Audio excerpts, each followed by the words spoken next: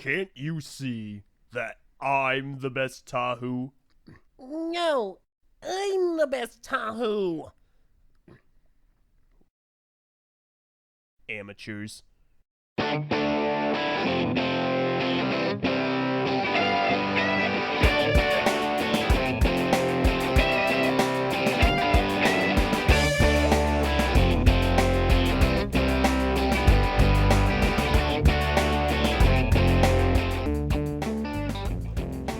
Hello everyone and welcome to the recent review. Today we're looking over everything released in the year of 2015. The approximate price for every set the entire year is approximately $270. Finally, we did it. I'm here. I got all the reviews out. Goodness gracious. For season 1 of the recent reviews, this has been a rocky start. Every single time I get halfway through, I get sick. Drives me nuts, but we're finally here. So let's talk a little bit about 2015. The year 2015, the first year of the new BIONICLE wave, we got approximately 18 sets, I want to say. There's 13 in the winter wave and 5 in the summer wave. With the winter wave starting off with Return of the Toa, or at least the Toa Mata's names, depending on which side of the fence you sit. In the latter half of the wave, or latter half of the year, we got the villains, the skull villains. I'm not exactly sure what their official name is, but we got skeletons, and a lot of them. Story of 2015 starts off on the island of Okoto. Gone is the island of Matanui, and here is the island of, well, we'll find out later. Down from the heavens come the Toa. Again, gee, this sounds very familiar. But this time they're called down specifically by the 6 protectors. Korgo, Vizuna, Narmoto, Nilku, Izator, and Kivoda. I swear, I hope I got that right. I've had a hard time memorizing these guys' names. So anyway, a long time ago, thousands of years ago, Kimu, the mask maker, and his brother Makuta got into a big fight because Makuta tried to break a sacred law and build a mask with more than one power. 6 elements, in fact. I believe it was 6 elements. We assume it's 6 elements. Well, the mask tried to take him over, so Akimu used his beautiful little hammer here, knocked the mask off, huge explosion, changed the island for good or bad, and knocked these 2 out. So, the protectors of that time, thousands of years ago, they buried him. Thousands of years later, skull spiders are attacking, so these 6 call down the Toa with the Prophecy of Heroes. It's an incredibly interesting tale, and throughout the year we've been given story animations on Bionicle.com, written, at least screenplay written, by Merlin Mann, who's a really cool guy, by the way. Greg Farshdey from the prior wave, the prior line, did consult in regards to the story, as a lot of the other older members of the original Bionicle line did. Many people believe that 2015 is a fantastic year and a great way to return Bionicle. A lot of people, however, believe it isn't. A lot of people think that it's just Hero Factory, with the Hero Factory, because it uses the Hero Factory building system, and it's just HF with the Bionicle name attached to it. Ugh. Gee. I wish we had some insightful Bionicle fan who had made analytical videos that would have foreseen the next Bionicle wave using this building system. Guess we're just gonna have to wait for such a fantastic person to arrive. But in any case, a lot of people do really like these sets. Personally speaking, I really like these sets. I think they are phenomenal. LEGO managed to get the construction build down to a T. For all the critics saying that this is Hero Factory, just with the Bionicle name, I'll tell you right now, that is a very unpopular opinion. I know that you people are incredibly vocal in regards to being anti-Bionicle because it's using CCBS. However, I'll tell you this right now. Hero Factory was kind of a plaything. It was a test. It was a way for LEGO to come up with something new, something fresh, something exciting, so that they could bring Bionicle back to the way it used to be. A really, really great line, and a really powerful line, and a very powerful name. I believe that they absolutely did. The designs, at least for this wave, are quite reminiscent of their old designs, specifically 2001. There's a lot of references to 2001 in these designs. Onua and his claws, Liwa and his glider and his axes, Tahu, he has a lava board for crying out loud. Pohatu, well, Pohatu is there, so we're going to count him as just, he's short, that works. Kopaka has a shield and his telescope thing, and Galley, well, Galley's there too, so we're going to count her as just, being there as helping, contributing. But there's a lot that the designers did to kind of remind us of what the original Toa were like. They went above and beyond to bring these references to these sets. Gear functions on sets that naturally do not have gears. They're primarily just ball and socket joints. But no, they gave them gears that you could pose and that you could pose well. That is astounding. Did Hero Factory ever do that? It didn't, because it was never meant to.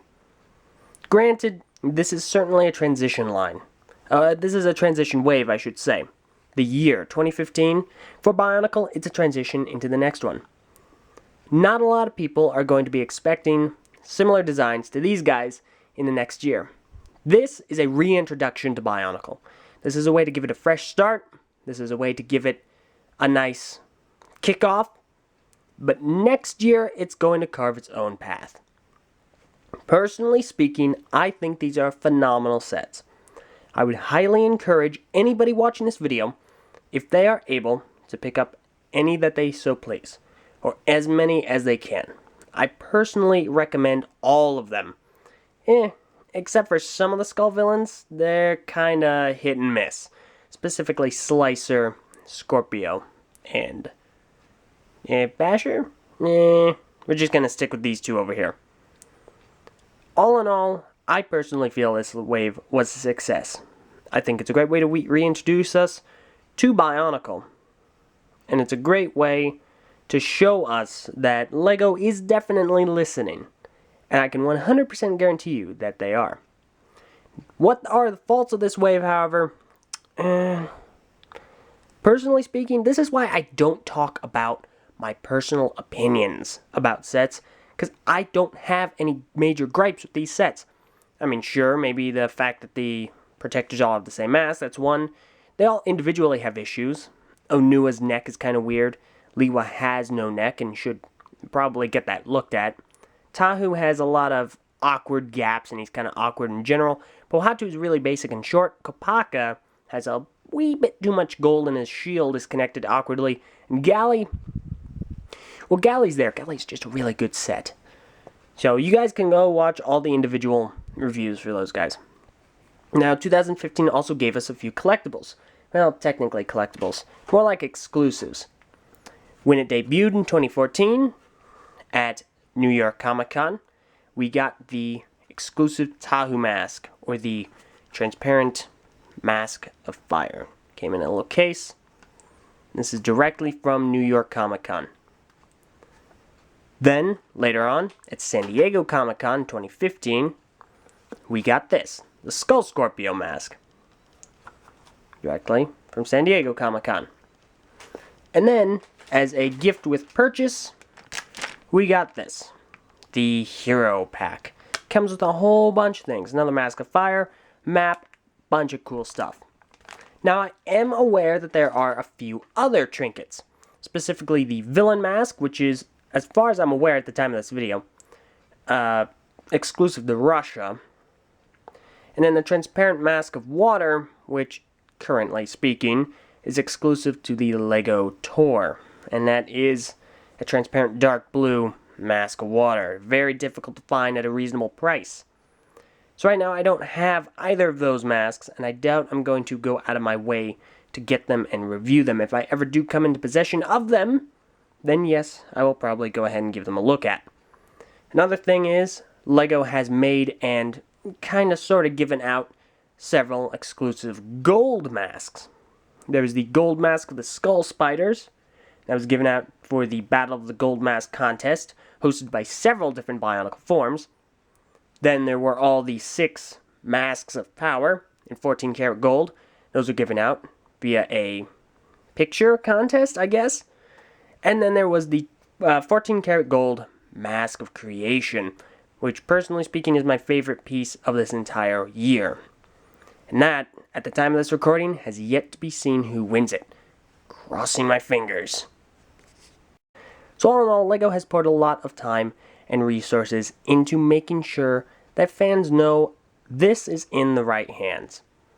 Now, critics will say that the story is lackluster, and I'm not going to go ahead and argue that right now. The story is definitely aimed toward a younger audience, that is incredibly apparent. But that doesn't mean you can't enjoy it. BIONICLE does not need to be super dark and gritty and ooh edgy and ooh moody and ooh man, that's super dark, dude. It doesn't need to be that. It doesn't need to be 2006. BIONICLE can just be fun. There's nothing wrong with fun. Now, if you want to get into the technical details about whether or not it's a good story or not, that's another matter. But what I am saying is that it doesn't need to be dark and edgy and moody and gritty and angsty. It doesn't need to be that. It can just be enjoyable. Personally speaking, I find this very enjoyable. But that's just me. What do you guys think? This has been 2015, The Return of BIONICLE. We first got to see it in July of 2014. It was announced officially by LEGO on September 19th, 2014, and unveiled at New York Comic Con 2014 over the course of October, I want to say 8th to 10th, 8th to 11th, somewhere around there. It was revealed there. And Vardaran, Kahi, and Messanak from this channel got to go ahead and see it in person. It was a very cool experience. I would like to personally thank the employees of LEGO who are working on this line for doing a great job listening to the fans, going back, doing their research, and explicitly making it a point to keep track of what they are continuing. I think they've done a great job personally. However, I know you guys may disagree. And you are absolutely, totally, 100% free to disagree. However, don't come after me for my opinion. This is exactly why I don't give my personal opinion on sets on these videos. So objectively speaking, this line is whatever you want it to be. Personally speaking, I'm very happy with it. I think they've done a great job. I really like it, and I'm going to continue buying them in 2016.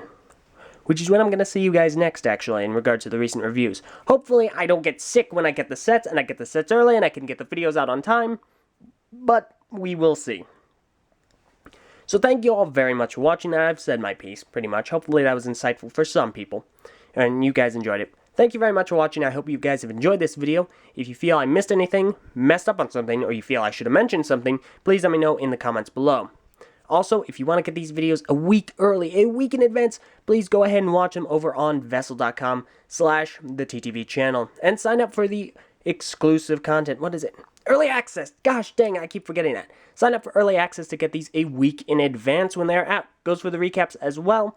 However, if you don't want to do that, even still, go ahead and watch it on Vessel. Great service. I think you guys would really enjoy it. So, that about wraps it up. If you guys have anything to comment, go ahead and leave them down in the comments below or on the TTV message boards at board.ttvpodcast.com. We will see you all later at another time at another video. Thank you all very much for watching. I feel the power. I am at a loss. I am enjoying Omega Tahu, etc., etc., all these other 2015 puns and memes. So long. I'm Eljay. Thanks very much for watching.